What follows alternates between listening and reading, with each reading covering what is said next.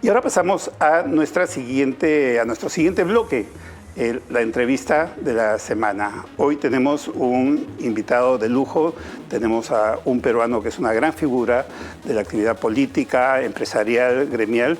Tenemos invitado a Ricardo Márquez. Ricardo Márquez ha sido vicepresidente del Perú, ha sido presidente de la Sociedad Nacional de Industrias en 2 oportunidades. Es un industrial que él creó la industria de jeans Kansas, estudió ingeniería industrial en la Universidad de Nueva York y lleva tal vez unos 30 años o más en la actividad pública en el Perú, cumpliendo roles políticos, empresariales. Y le damos la bienvenida, Ricardo. Gracias, muchas gracias. Ricardo, para comenzar, ¿qué piensas de estas discrepancias que hemos visto en los números de INEI y de OCIPTEL?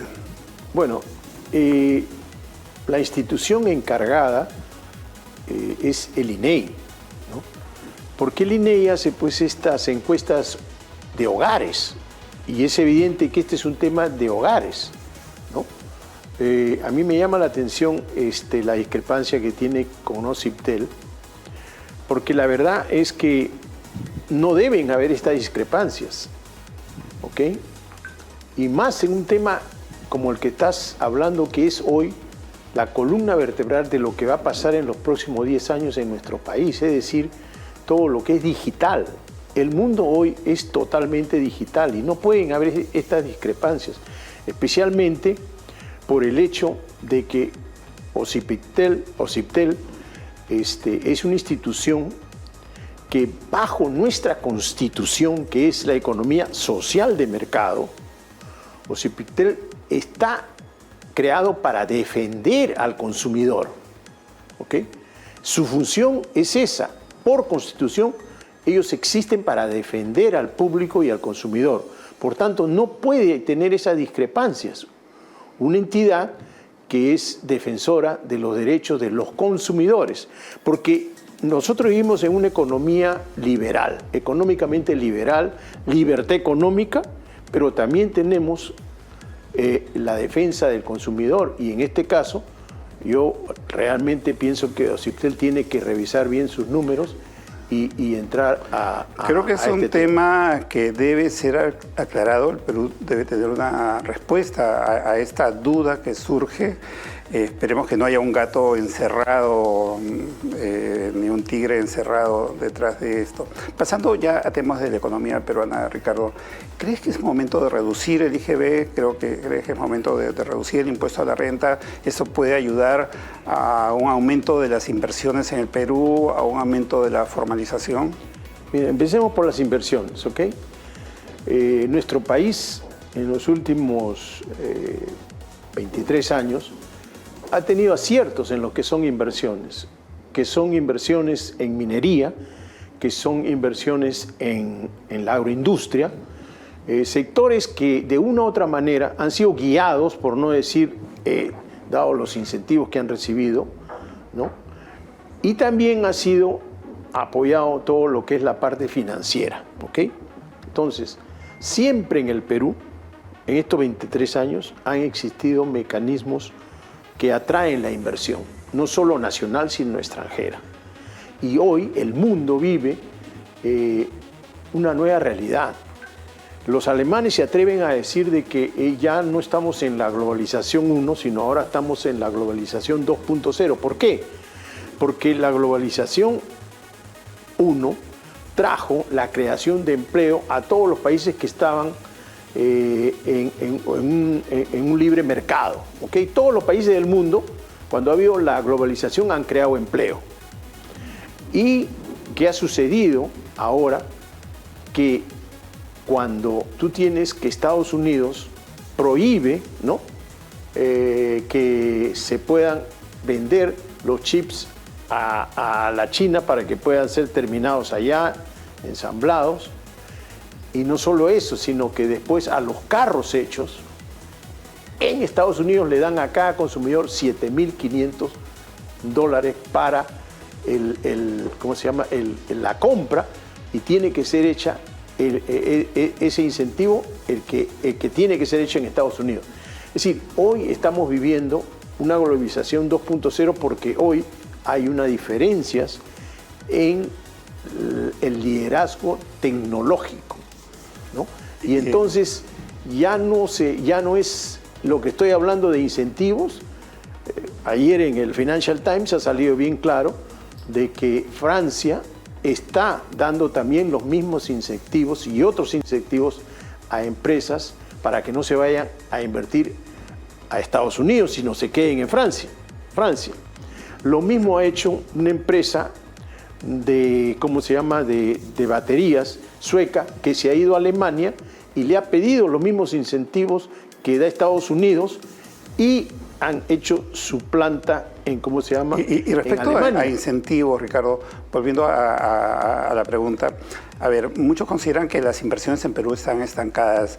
Fernando Sillonis hace pocas semanas en ese programa decía que no debe ser un éxito, no debe ser motivo de alegría un crecimiento de 2, 3% cuando podríamos estar en 6, 7, 8%. De otro lado decía, en el BCR hay dinero, hay mucho dinero, que con tanta exportación, y ha habido 50% de crecimiento de exportaciones, importaciones del año 2020 a la fecha en Perú, hay más dinero en caja, ¿no? Y que eso podría significar que si el dinero pasa del BCR al consumo, eso podría ayudar a reactivar más la economía, ¿no? Pero también que podría ayudar a promover más inversiones. Por eso la pregunta, ¿no crees que es momento de reducir el impuesto a la renta, de reducir el IGB, de tener un impacto de ese tipo, o tal vez no es una medida necesaria? Mira, yo creo que primero hay que arreglar el tema de la pequeña empresa, ¿ya? ¿Por qué? Porque el 60% de la inversión en el Perú, 64%, la hace la pequeña empresa, esa peluquería, esa ferretería, ese restaurante. Y esto es una realidad, ¿no?, que nosotros manejamos en la sociedad industrial porque tenemos contactos con los bancos y ellos nos han certificado que el 64% de la inversión en el Perú es de la pequeña empresa, que es el 99.4% de todo lo que mueve en términos de realidad. 60% en términos de empleo, formal e informal. Entonces, aquí hay 4 regímenes, ¿ya?, que ya desde hace años, cuando nos llamó a nosotros Salvador del Solar a ver una propuesta de macrocónsul financiada por la Cámara de Comercio de Lima, donde precisamente los 4 regímenes se ponen en uno, ¿ok? Y nosotros la aprobamos, ¿me entiendes? La aprobamos nosotros, pero no se hizo. Y hoy en el Congreso no le dan las facultades para esto. Entonces yo creo que el gobierno tiene la responsabilidad de unificar el pago de los impuestos, ¿me entiendes? Eso es algo muy importante para la pequeña empresa. Digamos que habría una serie de elementos de políticas públicas para promover la formalización, para resolver los problemas de las pymes, de las pequeñas empresas, por la importancia que significan en la economía peruana, y también para la gran inversión, ¿no? Sí. Porque todas estas cosas son complementarias, ¿no? Ahora, ¿cuáles serían en general para ti las principales medidas que hay que tomar para lograr un despegue de las inversiones, de la gran empresa, de la mediana empresa, de la pequeña empresa, de los emprendedores? Ya te he dicho que uno de los temas es este, ¿no? Después está en que el que invierte en pequeña empresa tenga 3 años de acompañamiento, ¿no?, para que se pueda ubicar dentro del mercado. 3 años en los cuales sería un acompañamiento no solo de capacitación, sino también de ver los impuestos, ¿no?, que técnicamente ni los pagan, ¿me entiendes? Entonces, ¿qué sucede? Los 3 años tiene que acompañarse a la pequeña empresa, porque la pequeña empresa y la microempresa más que nada le aplican los mismos regímenes que le hacen pues a un banco o a una empresa grande. Sí, acá ese es un error garrafal que nadie lo quiere arreglar. Por otro lado, la pequeña empresa tiene que ver algunos regímenes que puedan tener una participación en lo que es el refinanciamiento de su deuda. Un reactiva más realista, porque lo que ha sucedido que hoy la microempresa tiene una participación en el sistema financiero del 6%, cuando antes de la pandemia lo tenía en más o menos 35 a 40%. O sea, la pobreza se ve ahí, porque esas empresas ya no existen, ya no están operando o están operando de una manera en la cual porque la mayoría de la gente que está en ese sector es para ponerse su propio trabajo. Digamos que hoy en día hay, de alguna manera, por decirlo de alguna manera, un déficit de manejo de políticas públicas para promover la actividad empresarial en el Perú. Estoy entendiendo eso, ¿no?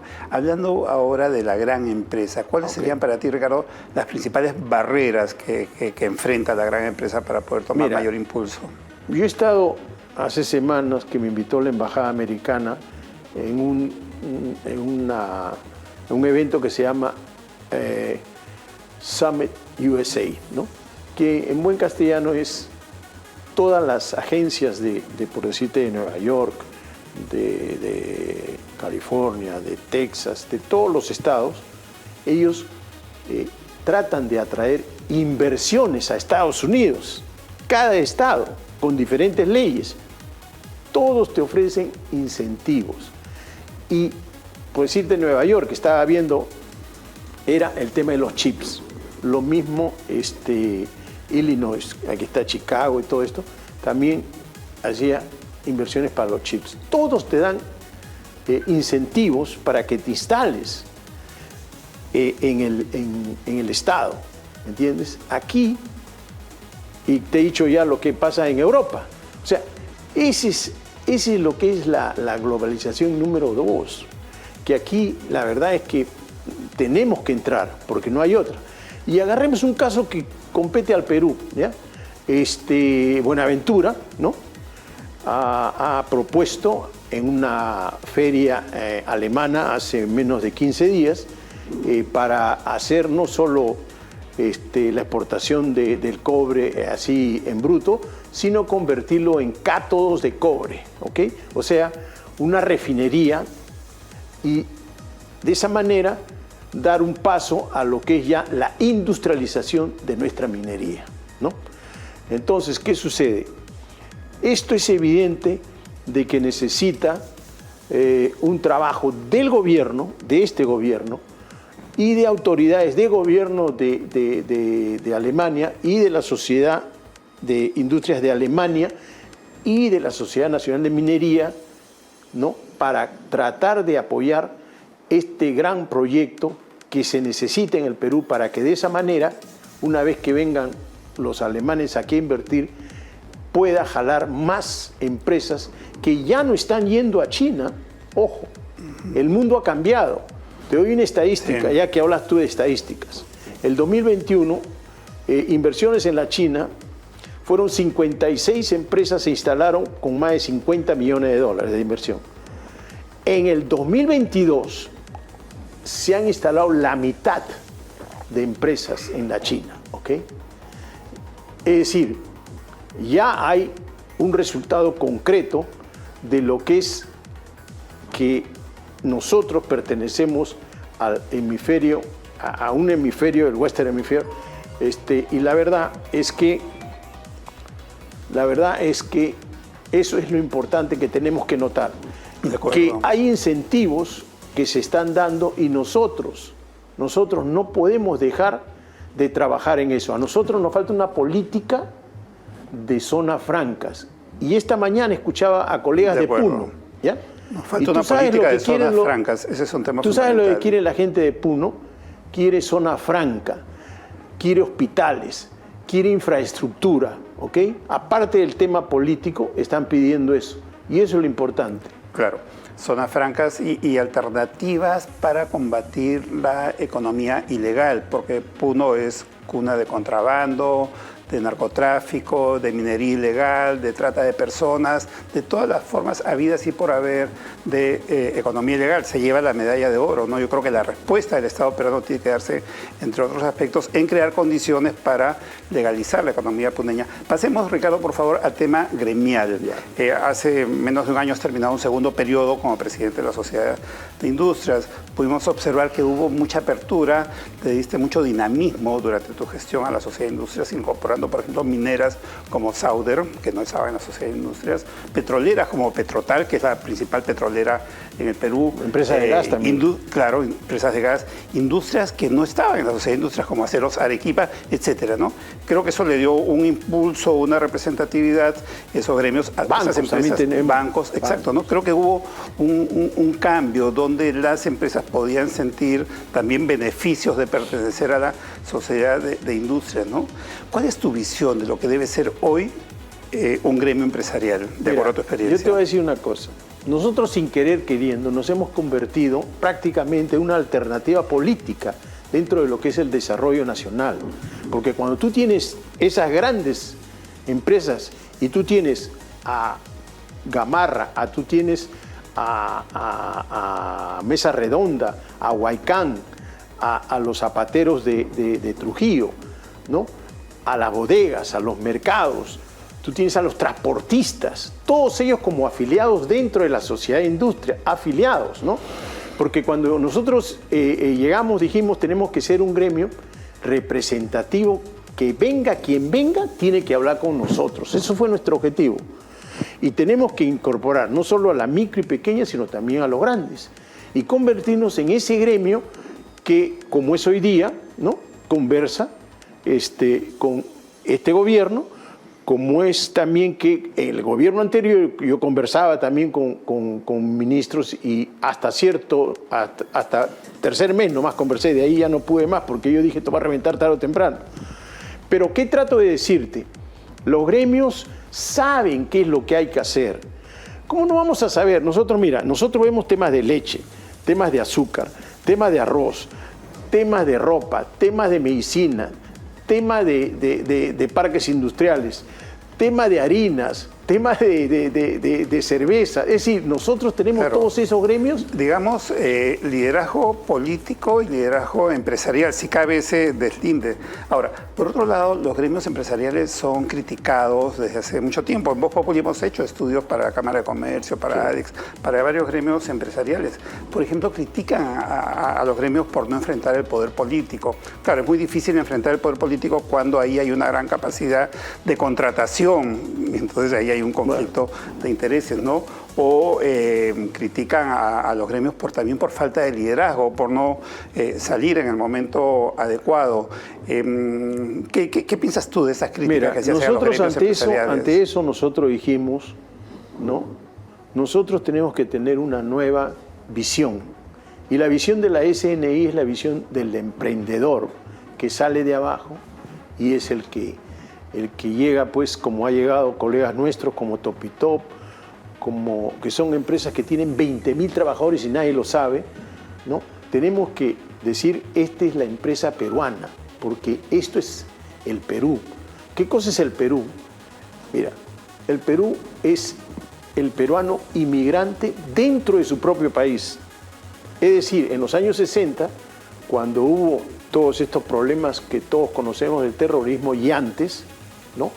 Los peruanos de la sierra y de la selva se venían a la costa y se venían a Lima y venían con una mentalidad de inmigrante, porque la mentalidad del inmigrante es distinta al que está en la ciudad o en la comunidad que llega. Eso es el peruano en esencia, es un inmigrante dentro de su propio país, ¿no? Y por eso es que nosotros dijimos, eso es lo que nosotros tenemos que representar como institución. Y eso nos va a dar, ¿no? La capacidad para que nos llamen. Y en términos de criticar y de aportar, te puedo garantizar, porque un día un señor vino y me dijo, ustedes no han defendido. Yo le saqué todas las páginas en primera página de gestión y en los otros periódicos, cuando nosotros fuimos los primeros en decirle a Castillo que nunca íbamos a permitir que se expropie a ningún sector del Perú. Porque se hablaba, pues, de las grandes minas, se hablaba ¿sí? Nosotros no estamos de acuerdo con eso, lo dijimos, y está ahí en los periódicos. Ahora, es difícil, ¿ya? Es difícil, ¿por qué? Porque la verdad es que puedes tener represalias, ¿ya? Pero, ¿qué te digo? Que nosotros ya sabemos cómo manejarnos, ¿no? Y por eso es que tú ves ahora el nuevo presidente de la SNI, ¿no? Mi amigo Jesús Salazar, que sale y habla y dice lo que tiene que decir, ¿no? ¿Te das cuenta? Bueno, ese es el rol que ha tomado la Sociedad Nacional de Industrias. Y Ricardo, te agradecemos muchísimo por tu participación en Voz Populi al día Empresa y Política, por tu conocimiento, por tus experiencias, por todo lo que has dicho, muy importante para el país en este momento.